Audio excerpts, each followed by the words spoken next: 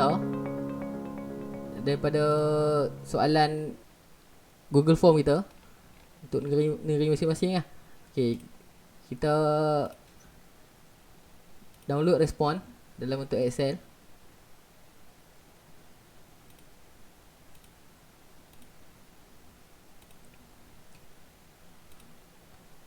Okay, kita cari file yang kita dah download tu.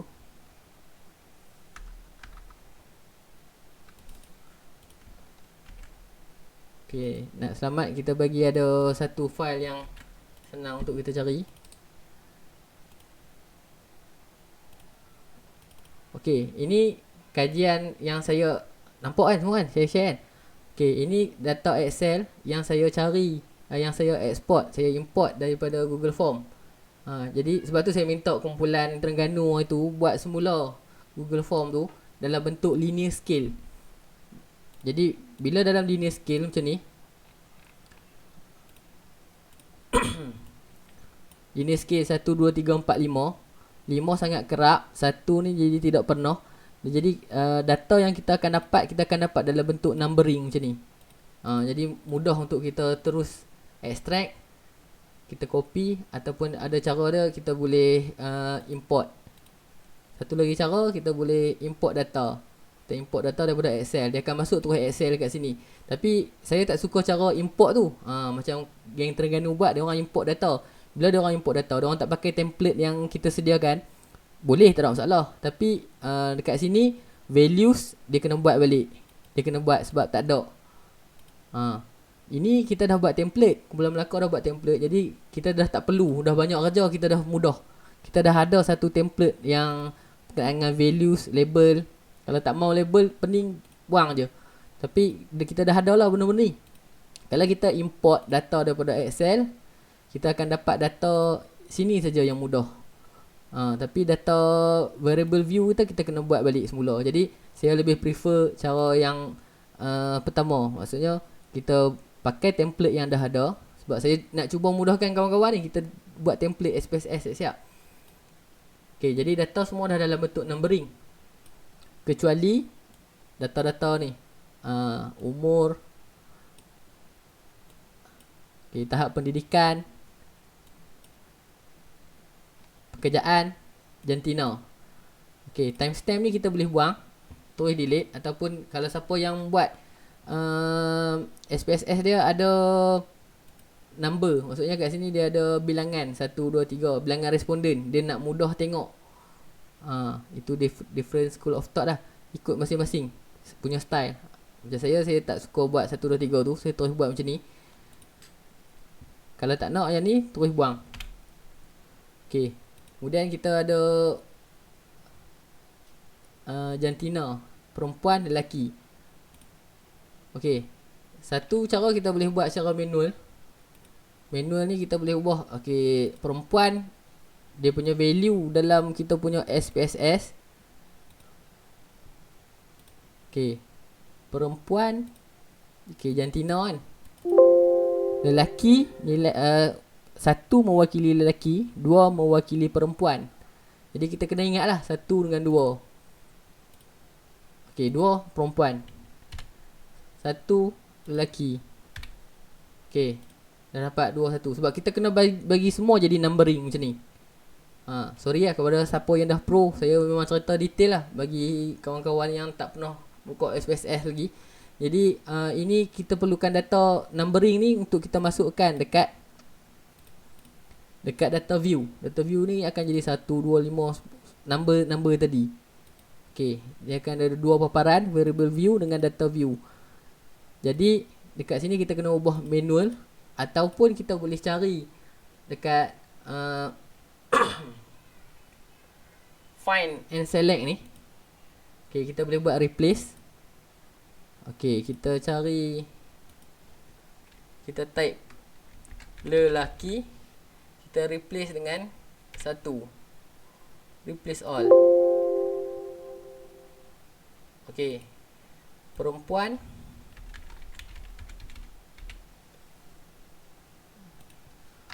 okay, perempuan kita replace dengan 2, kita replace all. Okay, jadi settle. Tak payah buat manual 1 2 1 2 tadi. Sama juga. Okay, sekolah menengah, sekolah rendah, universiti. Kita kena tengok balik lah. Kita kena ingat kita punya data. Okay, untuk tahap pendidikan, tidak bersekolah 1, sekolah rendah, sekolah menengah, universiti. 1 2 3 4, ikut urutan macam tu. Jadi dekat sini pun kita kena buat macam tu lah. Sekolah menengah, copy, kita cari find, kita replace. Okay, sekolah menengah apa tadi? 3. Kita replace all. Okay, dan seterusnya. Okay, faham lah? Ada apa-apa yang tak faham tak dekat sekarang?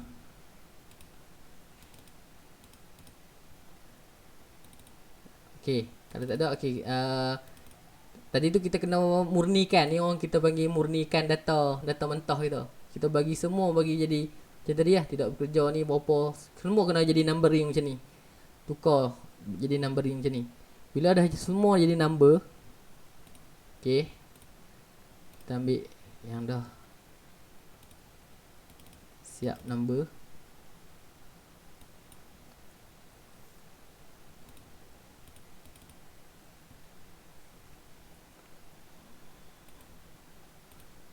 Okay, bila semua dah jadi number macam ni, okay, ni saya buat responden 1 sampai 31. Okay, yang ni kita copy.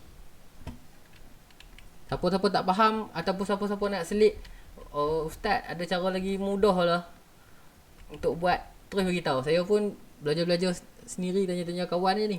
Tengok kat YouTube, mana kat YouTube banyak different school of thought tau. Ada yang guna import, ada yang guna copy. Jadi siapa yang rasa ada yang lagi mudah, terus sampuk beritahu. Kita share kat sini. Saya pun nak belajar ni sebenarnya. Jadi saya rasa ini cara yang paling mudah. Okay, ni saya start kat jantina. Responden ni tak ada. Responden ni bilangan number je. Nak tengok sebab nampak, ini mula dengan 1. Patutnya bila kita buat numbering kat sini, kita tahu 31 responden. Kalau kita tengok kat sini, kita salah faham jadi 32. Ini kadang-kadang orang tagging bilangan responden. Okay, kat sini kita copy, kita highlight semua. Pastikan semua di highlight sampai dekat item ke-11, halangan ni. Okay, kita masuk ke SPSS kita balik. Dekat data view ni, kita klik dekat number 1 bawah jantina ni, yang pertama ni. Kita tekan Ctrl V. Dan data yang kita copy daripada Excel tadi tu, dia akan masuk dekat SPSS kita.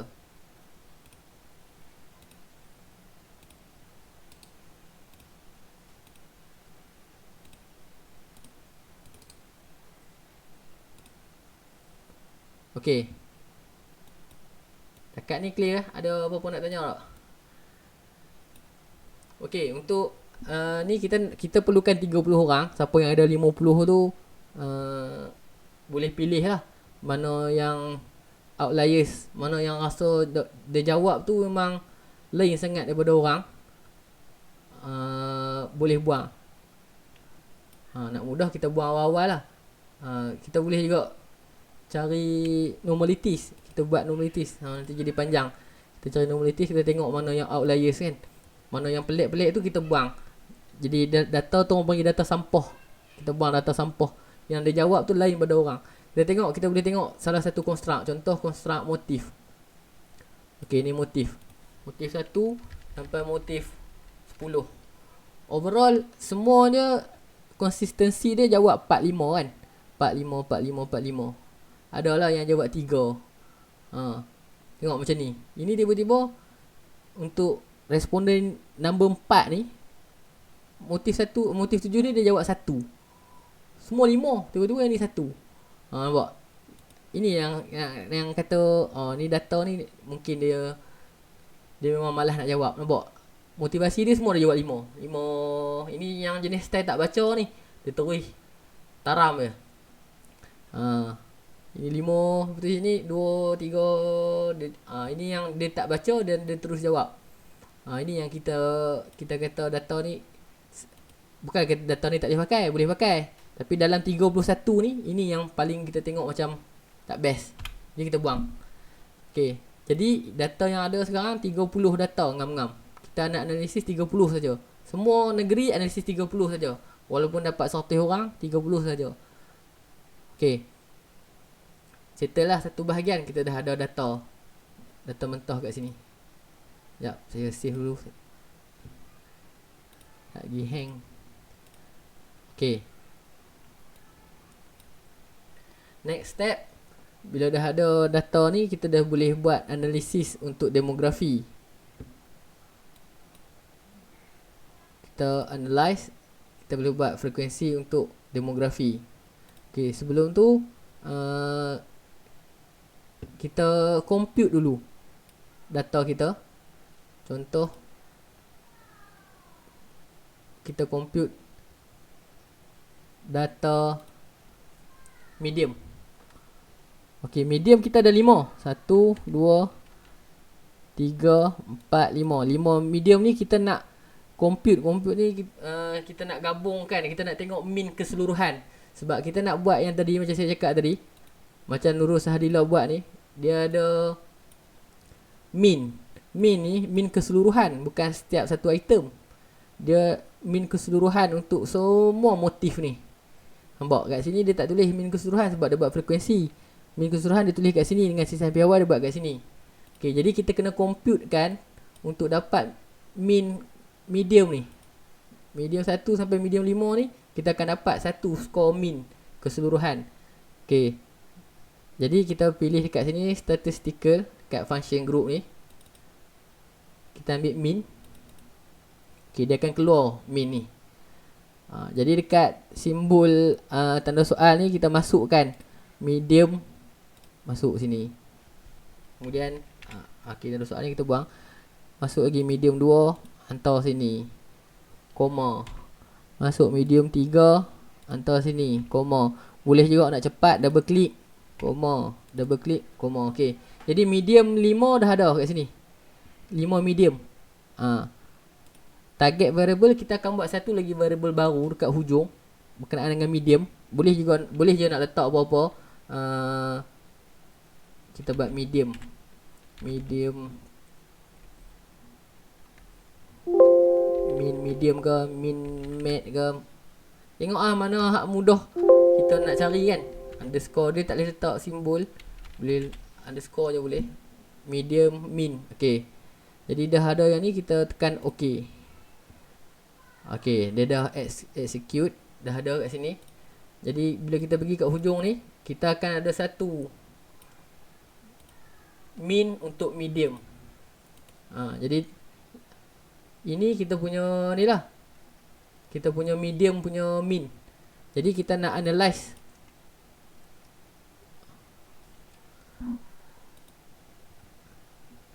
Kita just untuk keseluruhan. Kalau kita ambil yang ni, kita ambil yang belum kita compute tadi, masuk kat sini, kita akan dapat yang keseluruhan. Saya tunjuk contoh kita akan dapat mean keseluruhan, mean surau, mean pondok pengajian dengan standard deviation. Tapi yang keseluruhannya tak ada. Sebab tu tujuan kita compute tadi. Ini patah balik sikit. Ini kita akan dapat yang satu-satu. Dalam analisis tadi, kita tak nak tunjuk yang satu-satu. Kita nak tunjuk mean keseluruhan untuk medium. Jadi kita analyze deskriptif. Ustaz Saiful, kalau salah terus betulkan lah. Okay, ini medium untuk mean. Kita hantar ke sebelah variable sini dan kita analyze. Okay, jadi medium keseluruhan kita, mean keseluruhan kita untuk medium adalah 3.0733. Kita ambil 2 aja titik puluhan, 3.07. Jadi ini adalah mean kita untuk medium. Sama jugalah untuk yang lain-lain. Kita kena compute. Okay, medium dah kita dah compute dah. Kemudian kita compute lagi untuk ni, kita padam balik. Okay, medium. Kemudian kita buat motif. Kat sini kita klik balik min. Kita masuk balik. Dan kita buat motif 1 sampai motif, ada berapa motif? Ada 10. Jadi 10 motif ni pun kita akan dapat satu kita akan dapat min keseluruhan yang telah dikomput. Skor min keseluruhan untuk medium, untuk motif, motivasi dan halangan.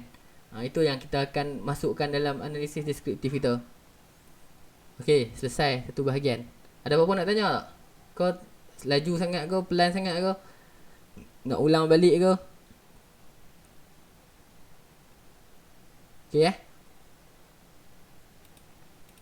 Kau semua dah left kan?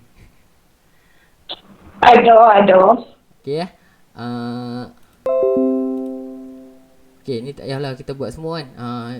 Jadi settle untuk compute. Jadi kat hujung ni nanti kita akan ada compute data medium, motif, motivasi dan halangan. Jadi akan ada data min yang kita simpan kat sini. Okey. Saya suka ini pun salah satu difference school of thought untuk simpan ni. Ada orang dia copy tau. Dia copy macam ni, control all. Dia copy, dia buka Word, dia paste. Ada orang ajak macam tu kat YouTube. Tapi saya lagi prefer kita export. Okay, ini output kita yang kita dapat. Jadi kita export output kita dekat folder yang kita nak, kita mudah access lah. Kita ingat lah folder yang kita buat kan. Desktop. Okay, demo SPSS. Kita buat new folder, data SPSS min. Okay, min, score min. Okay, simpan dekat situ. Okay, yang untuk ni min, medium. Ini satu je lah. Patutnya nak mudah kita kenapa tak di save?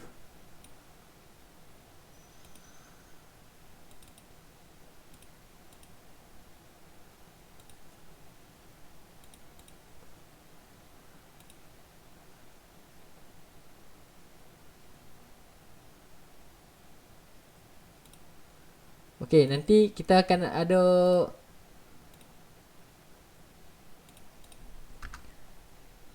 data-data dalam Word macam ni yang kita simpan, kita export tadi.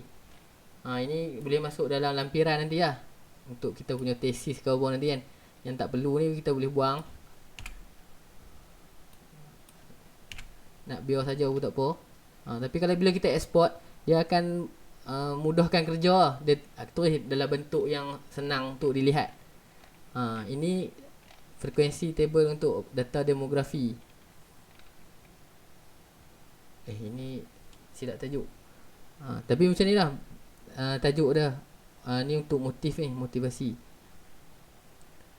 Jadi dia akan dalam bentuk ni bila kita export. Kalau kita copy, kita masuk dalam Word baru, dia akan ini yang masalah bila banyak macam ni. Bila banyak macam ni dia akan jadi panjang sampai keluar daripada Word. Ini kalau kita export, dia akan automatic. Dia buat bagi ngam-ngam. Separuh kat sini, separuh kat bawah. Walaupun ini item kita hampir 10 kan, 10 construct, tapi dia akan auto buat atas bawah. Jadi mudah banyak lah untuk kalau kita export. Okey, selesai. Ini untuk score min. Yang seterusnya, yang macam tadi, kita nak buat frekuensi untuk analisis kita. Yang kita nak dapatkan benda ni, kita nak dapatkan berapa kekerapan kita, frekuensi, dan berapa persen. Jadi kita pergi dekat analyze, descriptive statistik, frekuensi. Okey, untuk demografi pun sama, kita ambil yang tu juga, jantina, umur, tahap pendidikan, pekerjaan. Kita hantar kat variable. Untuk statistik ni tak payah apa pun, tak apa. Tekan OK. Jadi dia akan keluar. Dia akan keluar dekat output kita benda-benda ni. Output tadi kita tak padam. Okay, lagi satu tips lah. Lepas selesai data yang kita nak, supaya tak serabut, kita boleh hilangkan kat sini tau, dekat tepi ni. Tapi saya prefer kita tak payah simpan. Kita pangkoh, jadi SPSS kita hanya ada satu sekarang, output tak ada. Jadi kita tambah, kita buat semula. Yang tadi kita dah dapat dah yang kita nak. Ni kita buat yang baru macam tadi. Okay, kita masuk part ni. Okay, jadi dekat output kita hanya akan ada demografi, yang kita frekuensi demografi saja. Okay, jantina, umur, tahap pendidikan. Okay, jadi untuk demografi ni kita dah ada lah. Okay, lelaki berapa, perempuan berapa, persen dia berapa. Okay, untuk ni saya tunjuk lagi sekali. Kita export. Okay, untuk export ni kita simpan dekat mana kita mudah nak simpan. Data demografi, save. Okay. Okay, ni kita dah save dah tadi. Jadi kita padam, kita pangkoh aja, tak payah simpan. Jadi dekat folder yang kita simpan ni dah ada data demografi. Data ni lah yang kita nak pakai masukkan dalam analisis deskriptif kita. Sebagai contoh,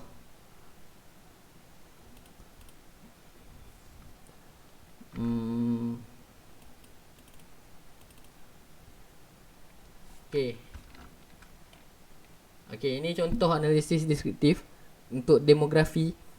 Bukan analisis ayat lah, ini table. Daripada table ni lah yang nanti kita akan analisis ayat dia. Dan table ni kita ambil daripada data demografi ni, data SPSS yang kita export tadi.